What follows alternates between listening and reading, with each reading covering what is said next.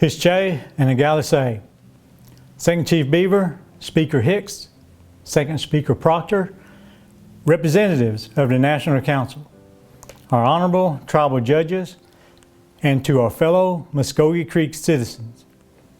After a year unlike any we've ever seen before, I am happy to report to you today that once again we've endured.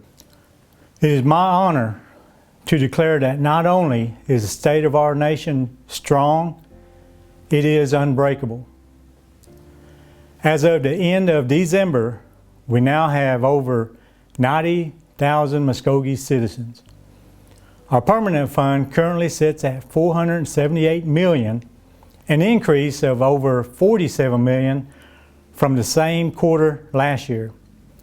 Quarterly reports with detailed analysis from all of our departments and programs are available on our website. I encourage all citizens to visit each quarter and see how we're doing. Before I go on, I want to acknowledge and honor those who are no longer here today. We have lost our traditional people, our grandparents and our fathers and mothers.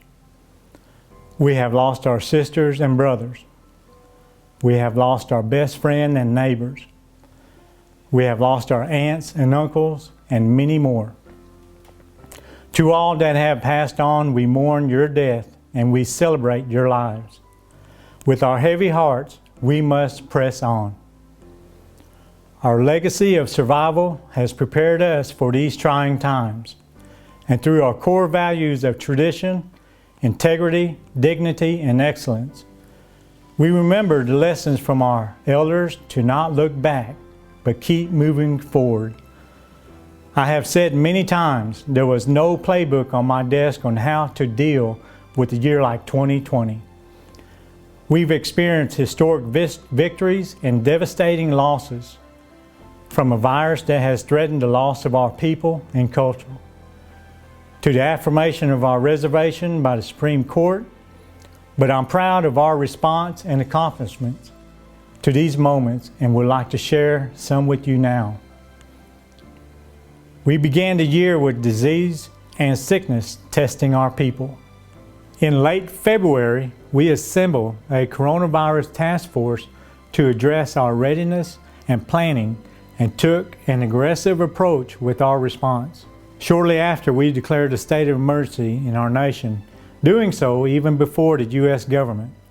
We closed tribal headquarters to the public and sent home the most at-risk employees and initiated teleworking protocol throughout all departments. We made a difficult decision to temporarily shut down all of our gaming facilities to minimize exposures. Through these interruptions, employees never experienced a loss of pay or their health benefits. We also were able to keep essential service such as childcare, elderly nutrition, and food distribution open and servicing our citizens. And the development of our Play It Safe initiative and safety protocols in gaming allowed us to quickly reopen to the public. I am proud to report that our gaming operation have maintained steady contribution to the nation. In mid-year, we received a historic distribution of funds from the federal government through the CARES Act. We received approximately $312 million to address economic impact and prepare for building tribal infrastructures for current and future situations. We have allocated $99.8 million to education, social services, direct assistance, and food distribution, $93.7 million to MCN and citizens-owned enterprises, $25.5 million to construction and to building a safer workplace, and $17.3 million to our health department, in addition to their own CARES Act disbursement.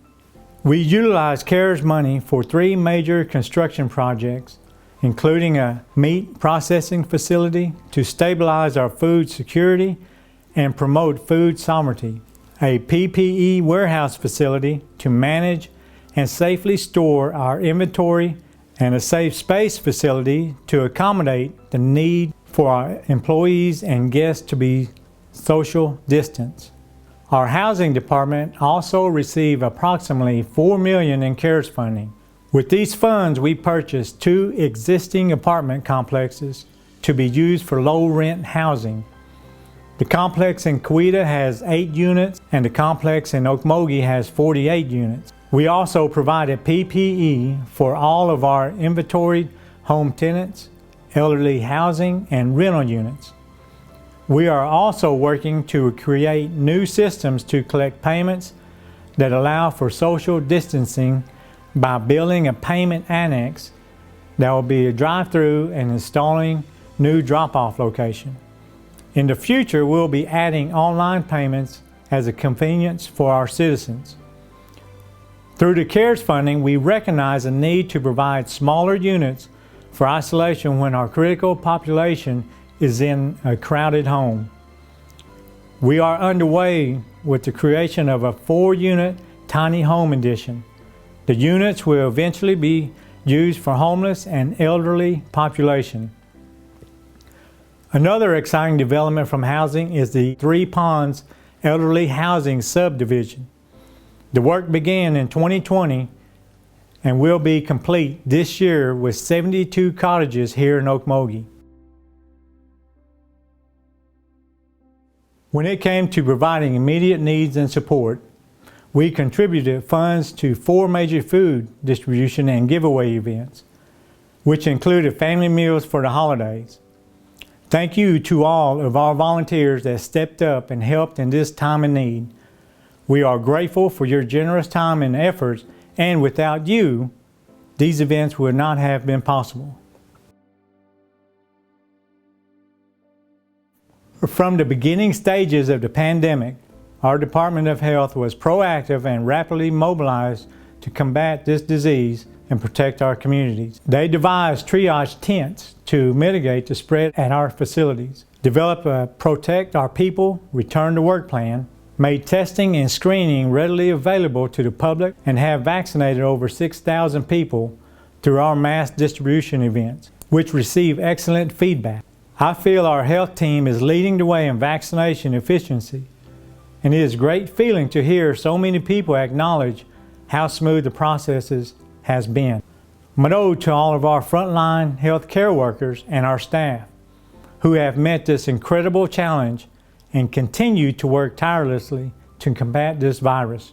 While we undoubtedly experienced many historic lows, 2020 also brought historic victories. In July, the Muscogee Reservation was affirmed by the Supreme Court. The Supreme Court's decision acknowledged what we've always known, that Congress never disestablished the Muscogee Nation's reservation. Since the court's decision, we have established the Muscogee Reservation Protection Commission to strategize and offer solutions to meet the responsibilities that our status requires. Our Lighthorse Police Department has been diligent in pursuing and finalizing over 60 cross-deputization agreements with fellow agencies that are crucial to maintaining public safety on our reservation. We increased the budget of the department by over $6 million and have added more officers to patrol our lands.